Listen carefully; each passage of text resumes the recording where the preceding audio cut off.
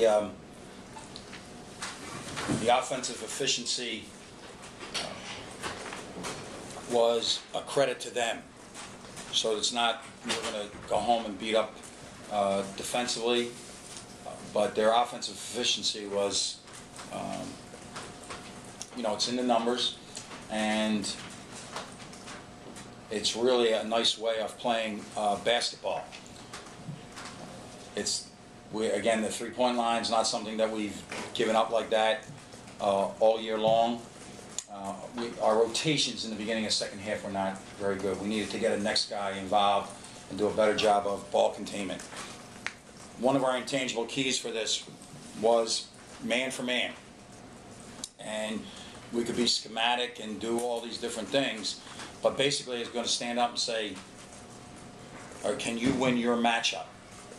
And across the board, if you look at possessions, we didn't win enough of those matchups on the possession. So the better team won. The better team won. They played better, and the better team won for today. One of those matchups, obviously, is a tough one. It's tough. You can obviously score today. What makes him a tough matchup? Whether he's scoring today or he's doing his usual. He's a point guard. He's a point. I mean, he is vastly underrated. If you go back to the preseason and look at all league teams and him not being on there, that's unusual to me.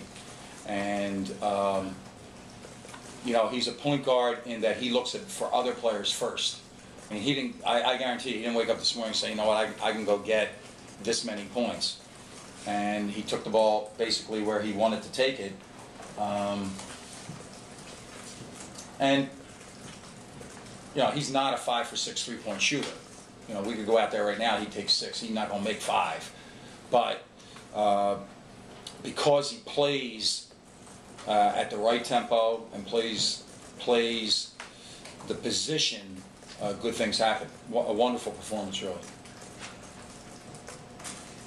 You've been looking for consistency all year and still getting choppy. Is there time left to get that consistency with this club? Sure. I mean, that's, we went all in today. I mean, I used everything that I had, knowing that we had a week off. And, we have to judge ourselves now. We talked to them about this, judging ourselves about the teams that are above us in the league. We stood toe-to-toe with VCU. We stood toe-to-toe with Butler. All those teams that are above us, and then this was another chance. And basically, we have to call it the way it is. We didn't stand toe-to-toe, and we have to look at why that is, because these are the teams that we're going to have to beat as we go down, the stretch and in Brooklyn. So Halil was one of the people that maybe seemed to me like he won this matchup. What did you think of his game today? Well, I thought that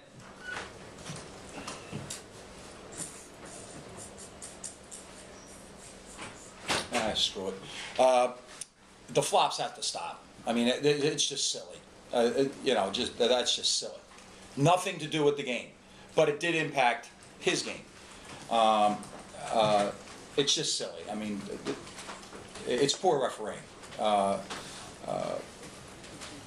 But I think that Halil has, we've been able to kind of like restrict his game a little bit, put the ball more in the post. And what I want him to become is a great layup shooter. And he's a good layup shooter. He's not a great layup shooter yet.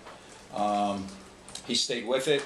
He had composure, in the second half, and just kind of probing and looking to see if we could play 3 bigs, but the ball was just on a string from Galloway and Dorn. So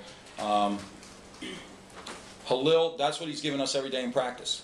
And to be honest with you, some of the inconsistency that you're seeing, that's what we see in practice from guys. You think like that can't be the same guy, not from like 2 plays ago. But Halil has practiced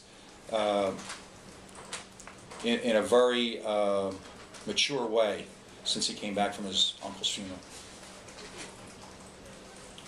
So the flops would make players more timid or less likely to drive? Well, no, see, like, because he's mine, I can say this. He's a highly emotional guy, okay? And those flops could set you to getting engaged with referees. He did last year, and he hasn't this year. Look, he had a meltdown at Villanova, and he's accountable for that. But he hasn't engaged in anything.